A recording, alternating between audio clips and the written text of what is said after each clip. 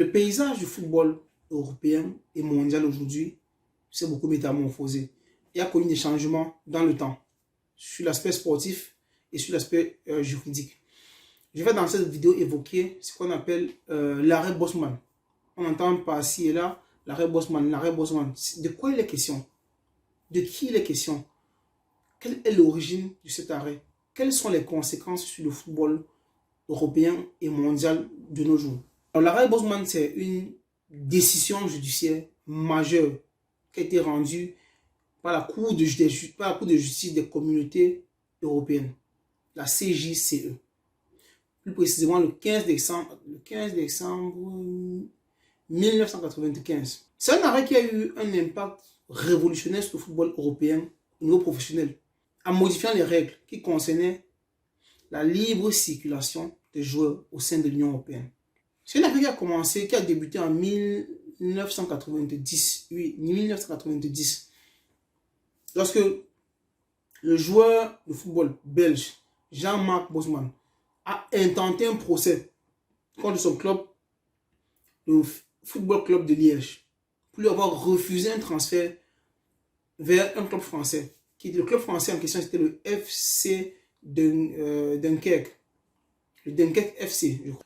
Alors que lui, il était en fin de contrat avec son club de Liège. Il s'est vu refuser son transfert.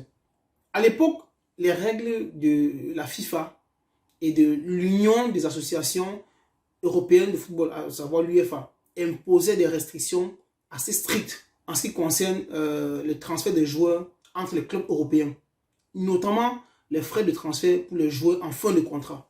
Qu'est-ce qui s'est passé? Bosman, le joueur belge, il a soutenu que ces règles étaient contraires au principe de la libre circulation des travailleurs au sein de l'Union européenne. Parce qu'il faut dire que ce principe avait été énoncé dans le traité de Rome qui s'est tenu le 25 mars 1957. Voilà. Donc, il s'était rendu compte que le football était une activité et lui, il était un travailleur.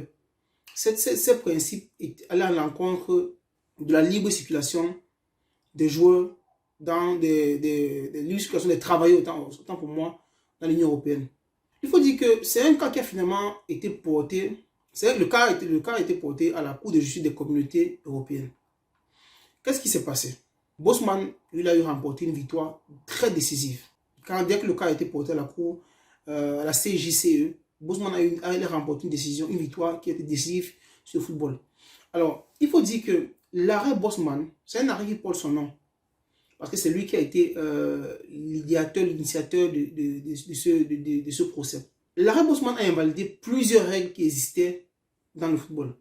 Première règle, c'était sur le quota des joueurs étrangers. Parce qu'il faut savoir que de nombreux pays européens imposaient des limites strictes sur le nombre de joueurs étrangers qui sont autorisés à jouer pour le club lors des compétitions nationales. Par exemple, un club ne pouvait pas aligner il ne pouvait aligner qu'un nombre de joueurs limité. Des joueurs étrangers, bien sûr, dans son équipe de départ, lors des matchs importants. Vous vous rappelez l'interview de Mr. George Weah, qui racontait que quand il arrive à Monaco, le club, Arsène Wenger était encore entraîneur de Monaco, et le club avait déjà un nombre de joueurs étrangers. Il était obligé d'aller à la réserve. Et c'est logique parce qu'il a eu sa chance parce que beaucoup de joueurs sont blessés. C'est comme ça qu'il a pu aller à l'équipe première et saisir sa chance. Deuxième règle qui existe. La première règle, c'était sur le quota sur les quotas sur les joueurs étrangers. Deuxième, c'était les restrictions sur les joueurs nationaux et étrangers. Alors, il faut dire que les règles imposaient également des limitations sur le nombre de joueurs nationaux et étrangers pouvant être alignés simultanément, donc au même moment. Par exemple, un club pourrait être autorisé à aligner seulement un certain nombre de joueurs étrangers dans son équipe de départ, même s'ils étaient éligibles tous pour jouer. La troisième règle, c'était les frais de transfert pour les joueurs en fin de contrat.